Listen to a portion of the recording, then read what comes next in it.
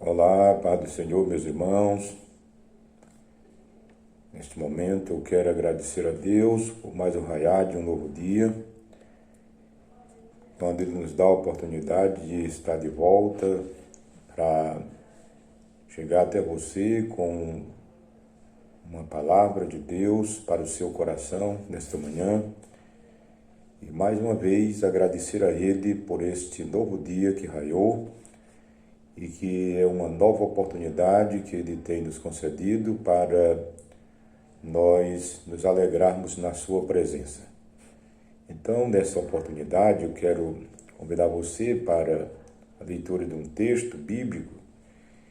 e depois depois de uma rápida palavra, nós estaremos orando por você, tá bom? Neste momento eu quero ler no Evangelho segundo escreveu Mateus, no capítulo 5, o versículo começando do 13, que nos diz assim: Vós sois o sal da terra, e se o sal for insípido, com que se há de salgar? Para nada mais presta,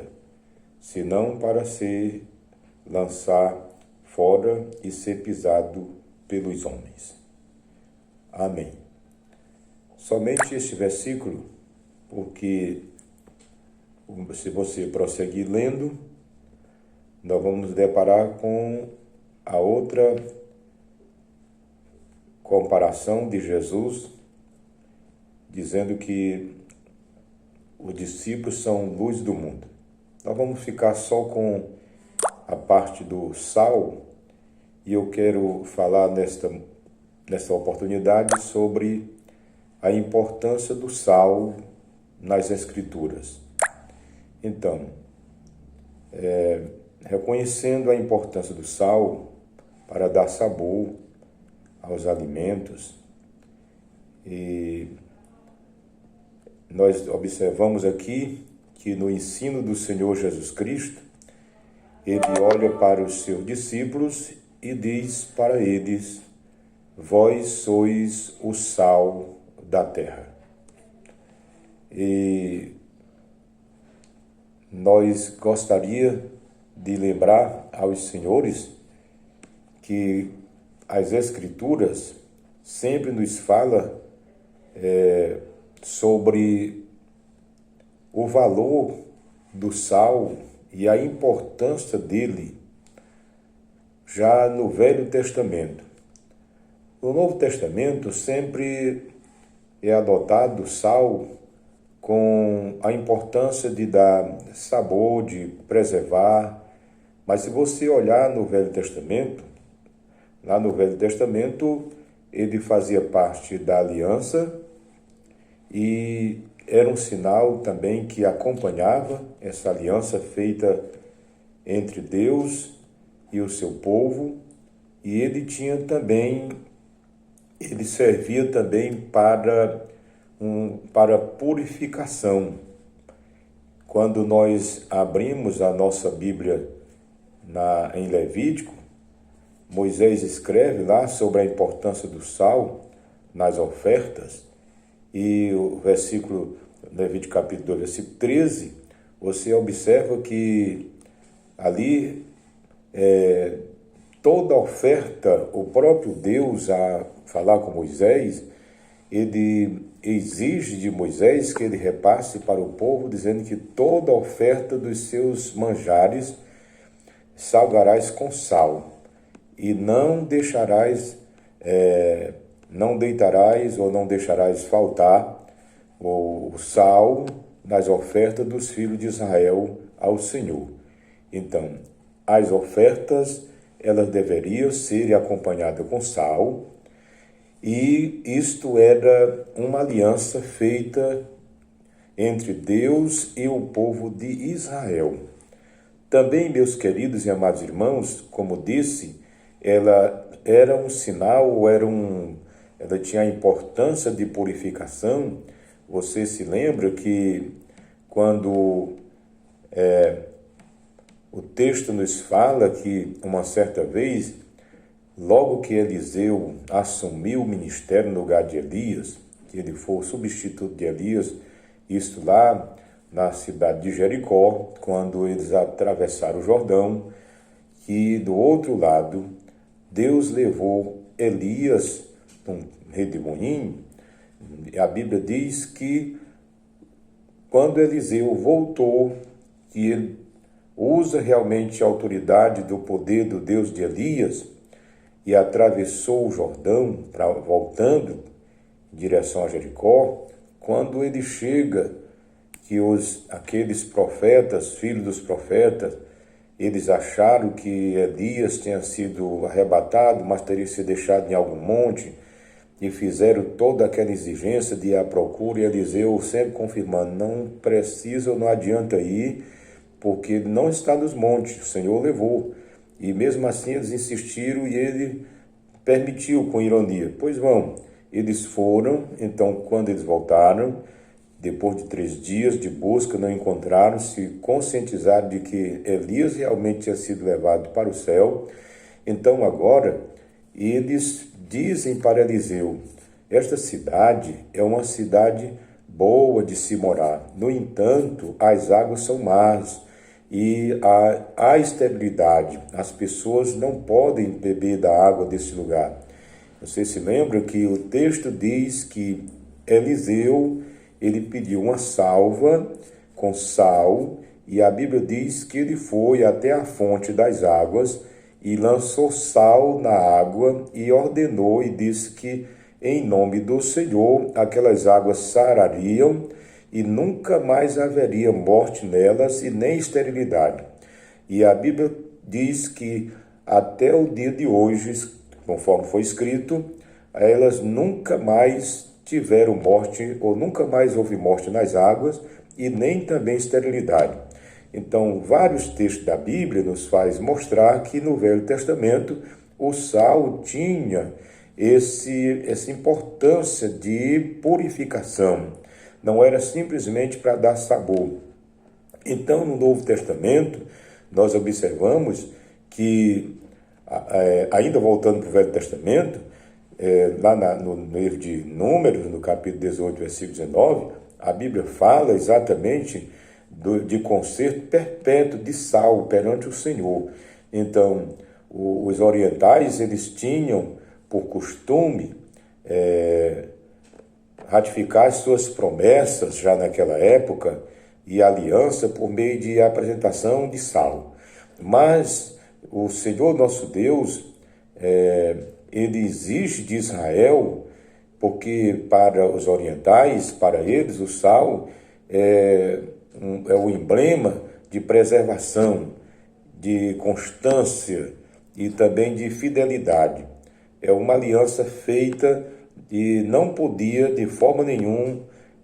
hipótese alguma, podia se quebrar. Então, quando Jesus, no Novo Testamento, ele diz para os discípulos, vós sois o sal da terra,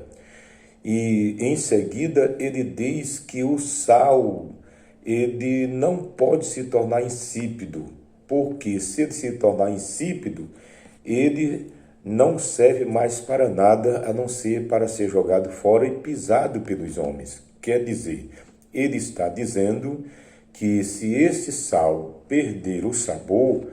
ele fica sem serventia. E já naquela época, quando se jogava o sal num terreno, o terreno se tornava infrutífero, se tornava impróprio para produzir, para florescer, de sorte que ainda hoje é assim. As pessoas, quando se encontram um terreno com salitre, as pessoas dizem, aqui não serve, não produz, aqui tem muito salitre. Então, porque a terra, ela tem sal, ela perde o valor de florescer, de produzir. E Jesus está dizendo que um cristão, vou dizer no sentido normal, um cristão que se desvia ou que não produz ou que não se conduz de acordo com o padrão divino da palavra de Deus, ele se torna um cristão imoral, que não tem mais proveito nenhum e ele se torna infrutífero, ele se torna impróprio, ele se torna uma pessoa sem nenhum proveito para a vida cristã. Então, nós estamos vivendo hoje em um mundo onde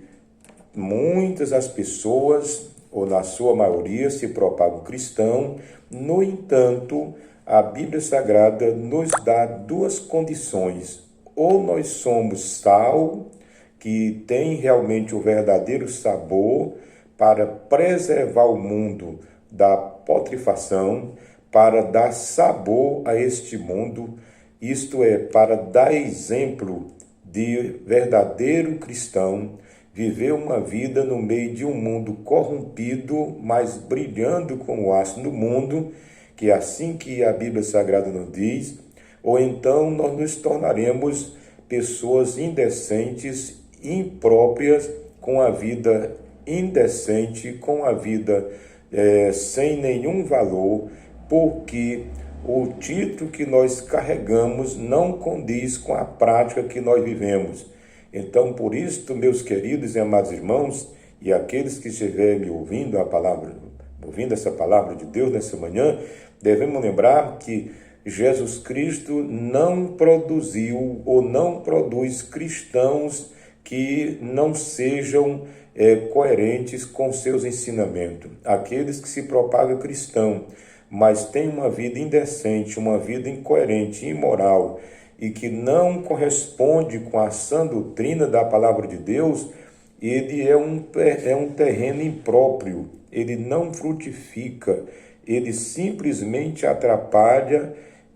a produção, porque ele se torna escândalo para aqueles que lhe cercam. E é por isso que muitas vezes nós precisamos dizer, o Evangelho tem realmente sofrido vários ataques por causa de cristãos que não são sal com sabor, se tornaram insípidos e foram lançados fora. A própria sociedade rejeitou os seus comportamentos,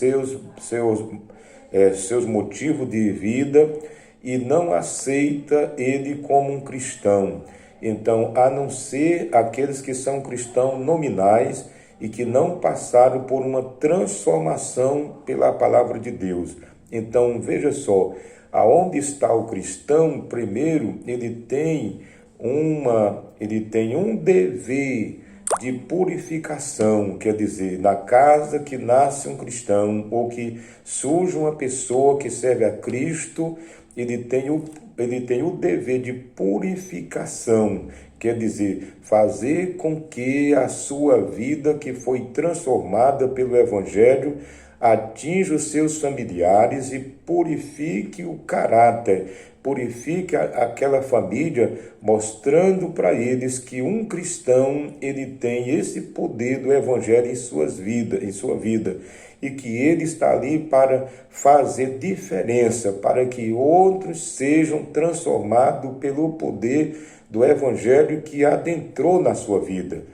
Segundo, ele tem o dever de preservar, quer dizer, se todos os cristãos preservassem a sua vida coerente com a palavra de Deus, o mundo não estaria essa podridão que está, mas por falta de um cristianismo verdadeiro e ainda por deslize daqueles que, se dizendo cristão, não vive esta prática do Evangelho, o mundo está mergulhado em uma podridão, e nós, como crentes que somos, nós precisamos preservar o nosso viver cristão, mostrando que nós somos diferentes e que nós estamos aqui para preservar a vida moral e espiritual da sua ou da Igreja de Cristo Jesus. Então, meus queridos, e terceiro, dar sabor, quer dizer, as pessoas podem não achar em outro lugar aquilo que elas precisam para a vida espiritual, mas ao se encontrar com o verdadeiro crente, ao se encontrar com a igreja, ele tem que encontrar esse sabor da vida, para ter sentido na vida, para ter uma vida de abundância, uma vida de bênçãos espirituais, E assim as palavras do cristão, o próprio escritor, o apóstolo Paulo, quando escreve aos Filipenses, ele diz que as nossas palavras devem ser temperadas com sal. Nós somos responsáveis por isto. Então, meus queridos e meus amados irmãos e meus amigos, se você conduz um título de cristão, saiba de uma coisa: ou você tem sabor de cristão, ou você é insípido e não serve. Você está lançado fora desse verdadeiro cristianismo, e você está